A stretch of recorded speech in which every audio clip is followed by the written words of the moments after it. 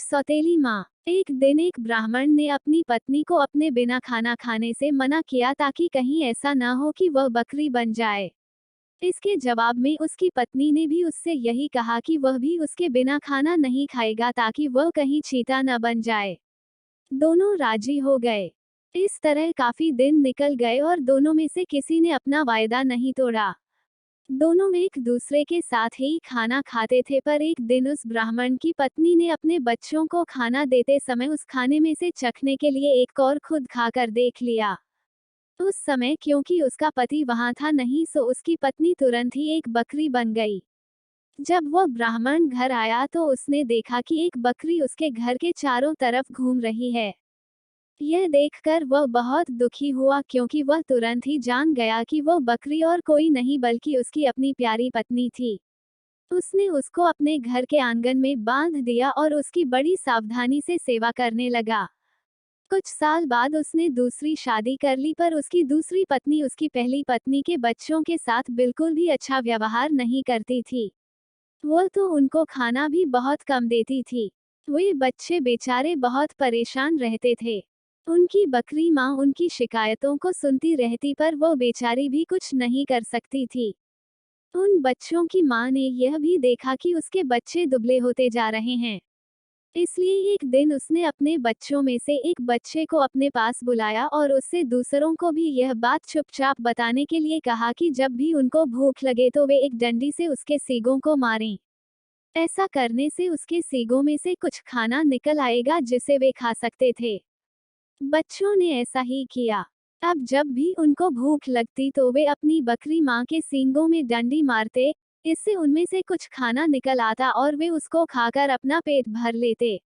इससे धीरे धीरे उनकी तंदुरुस्ती अच्छी होने लगी। पर यह तो उस सौतेली माँ की उम्मीदों के खिलाफ हो रहा था।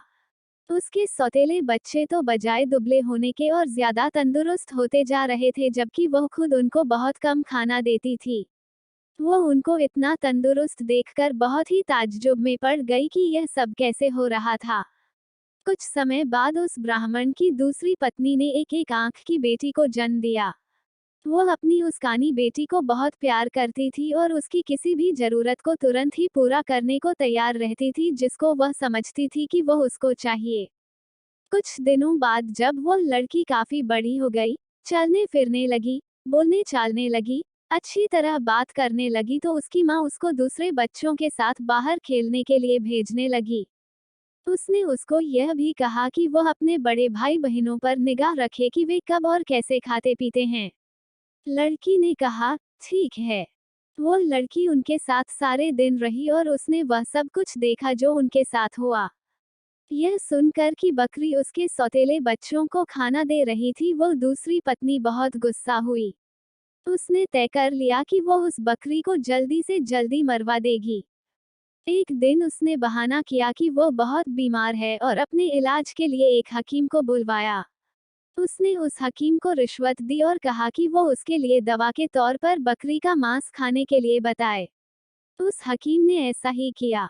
ब्राह्मण अपनी पत्नी की बीमारी के लिए बहुत चिंतित था और हालांकि वह बकरी को बिल्कुल मारना नहीं चाहता था, फिर भी वह अपनी दूसरी पत्नी को ठीक करने के लिए उस बकरी को मारने को लिए तैयार हो गया। पर यह सुनकर उसकी पहली पत्नी के छोटे छोटे बच्चे बहुत रोए। वे बहुत दुखी होकर अपनी बकरी माँ के पास गए और उसको जाकर सब बताया। उनकी माँ ने कहा, मेरे प्यारे बच्चों, रो नहीं। जो जिंदगी मैं जी रही हूँ ऐसी जिंदगी से तो मर जाना अच्छा है। रो नहीं। मुझे तुम्हारे खाने को लेकर कोई दुख नहीं है, क्योंकि अगर तुम मेरा कहा करोगे तो खाना तो तुमको उसके बाद भी मिलता रहेगा। मेरे मरने के बाद तुम लोग मेरी हड्डियां इकट्ठी कर लेना और उनको किसी ऐसी जगह दबा देना जहां उनको कोई ढूंढ न सके। फिर जब भी तुमको भूख लगे तो तुम वहां आ जाना, तुमको वहां खाना मिल जाएगा। उस बकरी ने उनको यह सलाह बड़े समय से दे दी थी, क्योंकि जैसे ही उसने अपनी बात खत्म की और उसके बच्चे वहां से गए कि तभी एक कसाई अपना बड़ा सा चाकू लेकर वहां आ पहुंचा और उसने उस बकरी को मार दिया। उस बकरी के शरीर को टुकड़ों में काटकर पका दिया गया। ब्राह्मण की पत्नी ने उस बकरी के मांस को खाया, पर बच्चों को केवल हड्डियां ही मिली। बच्चों ने उन हड्डियों का वही किया जो उनकी बकरी माँ ने उनसे करने के लिए कहा था।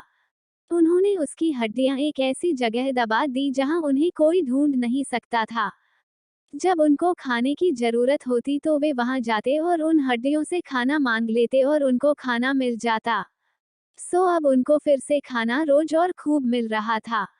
अब वे भूखे भी नहीं रहते थे। उनकी तंदुरुस्ती फिर से ठीक होती जा रही थी।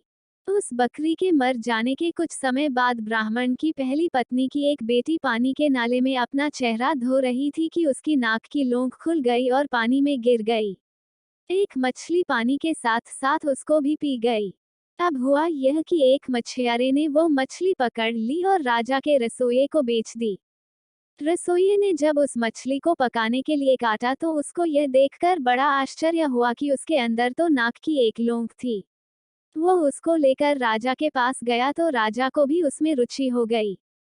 राजा ने अपने राज्य में यह मुनादी पिटवा दी कि जिस किसी की भी नाक की लोंग खो गई हो वह उसको राजा से आकर ले जाए। कुछ ही दिनों में उस लड़की का भाई राजा के पास आया और बोला कि वह नाक की लोंग उसकी बहन की थी। उसकी यह नाक की लोंग उसका चेहरा धोते समय नाले में गिर पड़ी थी।